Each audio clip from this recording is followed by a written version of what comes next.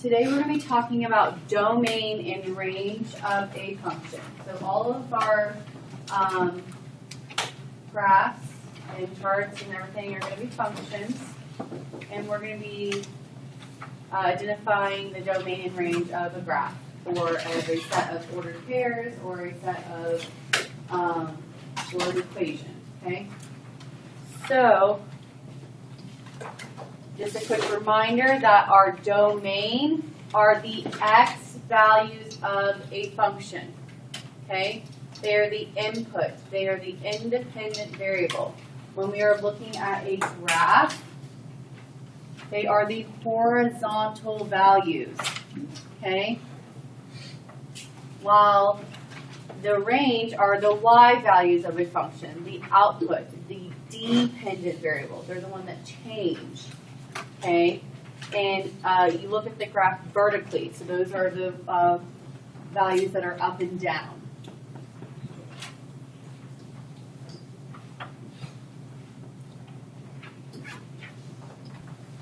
So if they give us a set of ordered pairs, and it's asking us to state the domain and range, for domain we're going to look at the x values. So my domain in this case would be 1, 0, and 3. Okay? Because those are my x values. 1, 0, and 3. So my range are my y values. -2, -1, and 1. Okay? If we're looking at a graph, we do the same thing. I'm going to look at my x values and my y values if they're just scattered points. So my domain, in this case, I'm going to look at my x value here. That's -4.5. This point right here is the x value is 0. This point right here, my x value is 1/2. And this point right here, my x value is 5. So those are my domain. My range are my y values. So again, I'm going to start over at my points. I'm looking at this one. This one is -4.5. My y value here is 0. My y value here is -3. And my y value here is 2. So the domain are the x values and the range are the y values. Okay?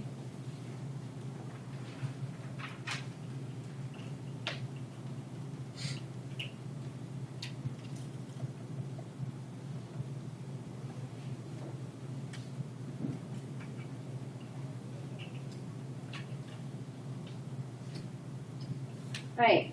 This one says find the range. So I'm looking for range for the equation y equals 2x squared plus 3. Okay? And it gives me my domain. So these are going to be my x values. Okay? So what I'm going to be doing is substituting in each one of these domains or x values in for x and then find y. Okay? So I'm going to take my equation y equals 2, and I'm going to put in parentheses my -1, because that's an x value, squared plus 3. Okay? So now I'm going to square -1, which is 1. 1 times 2 is 2. 2 plus 3 is 5. So my y here would equal 5. I'm not going to show all the steps because I will run out of room. Okay? So in my next one, I'm going to be substituting in 0 for x. So 2 parentheses 0 squared plus 3. So 0 squared is 0. 0 times 2 is 0. And 0 plus 3 is, so y equals 3. And then my last one is y equals 2 parentheses 3 squared plus 3. So 3 squared is 9. 9 times 2 is 18, and 18 plus 3 is 21. So y equals 21. So for this problem, my range, because that's what we're looking for, are my 5, 3, and 21.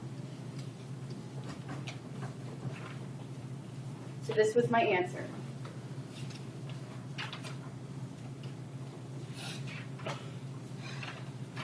For the next one, I'm looking for my domain for the equation y equals negative x minus 4.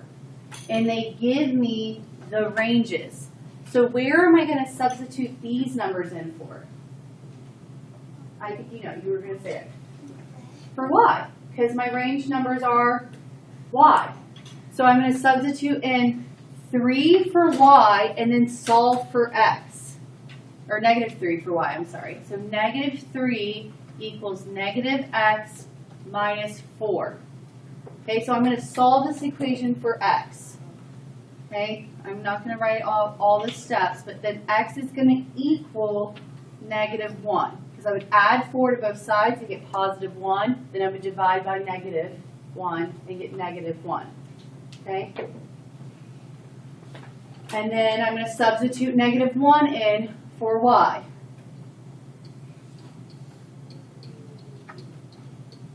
So x will equal negative 3. So if I add 4, I get 3. Divide by negative 1, get negative 3. And then, I'm separating my equations. Then my next equation, I'm going to substitute in 2 for y. And solve. So I add 4, so 2 plus 4 is 6. Divide by negative 1 and get negative 6 equals x. So what would be my domains here? Negative 1, negative 3, and negative 6.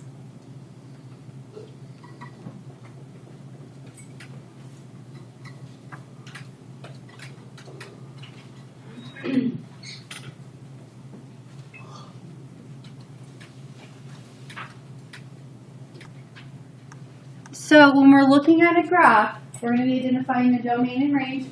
So our domain are going to be all the x values that are represented, okay? And the range are going to be all the y values that are represented, okay?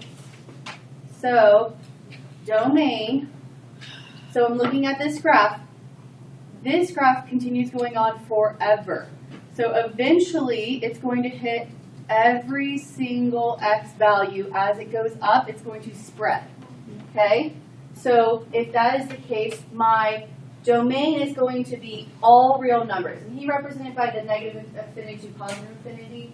We're not going to be worrying about that right now. We'll be doing something with that later. But we are going to represent that with all real numbers. And how that is represented is if like an R, okay? Okay, you can just do a little R with an extra line. Okay, this is how it will be on your answer key. The range, though, like he was saying, is this value included on my graph? No. Is this value? No. This value? What about this one right here? 0. Yeah. So it starts at 0, but it goes up. So my range is my y value. So my y value has to be greater than or equal to 0. You guys understand that? Because it's all the values above 0. Okay? So this graph here, it's going to continue going up and spreading out this way. And it's going to continue going down and spreading down this way. So if I'm looking at my x values, it's eventually going to hit every single x value as it goes, keeps spreading. Okay? So my domain is going to be what? All real numbers. What about my y values? Is this value represented? Yeah. It could be touching my graph, right? How about this value here? Oh, Right here? yes. Yeah, what about here? Yeah, here? And it's going to keep going down and down and up and up and up forever. So it's going to also be all real numbers.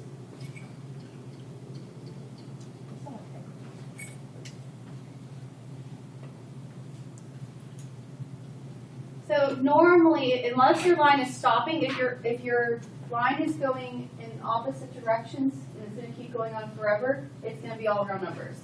Okay?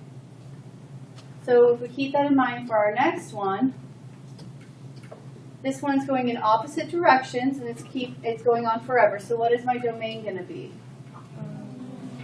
All real numbers, right? Because every single x value is eventually going to be hit.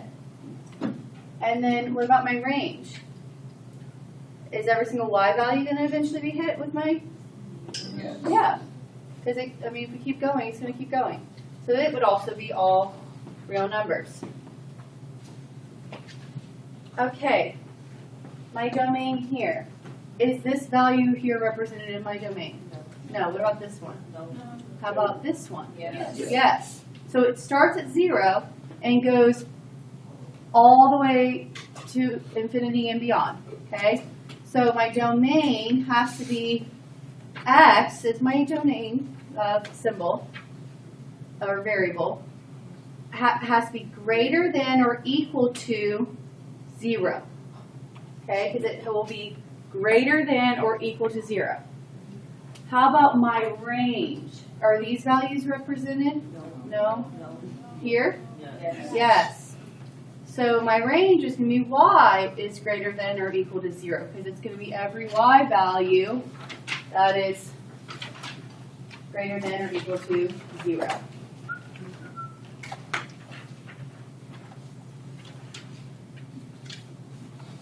Yes.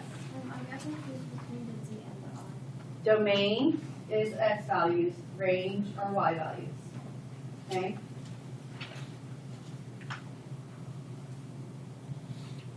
So let's look at our last example here. Or last examples. So this is a closed graph. It doesn't have arrows that go on forever. I'll tell you what your points are because you can't really see it. -3, 2, and 4, -1. Alright, so my domain, again, are my x values. So my x values start right here, right? Yes. And they end right here, but it includes everything that's in between. Okay, so how are we going to write this? We're going to have our domain, which is going to start at -3. You always pick your smallest value first. And it's going to end at 4. And then we're going to put the x in the middle. Okay? So my x has to be greater than or equal to -3, but less than or equal to 4. And if you always put your smaller number on the left and your larger number on the right, as long as, then you just have to worry just put less than symbols, okay? You understand what I'm saying? As long as you do it like this. Range, then, would be from here to here, all these terms, correct? So we're starting with our smaller number, -1, and our largest number is 2. And then I can just do my little less than symbols.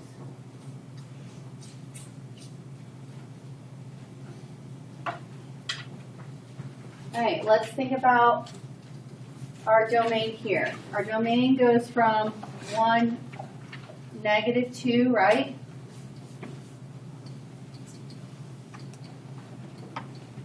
To +2.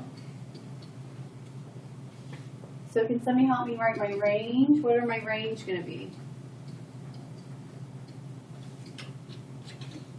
Where is my smallest y value?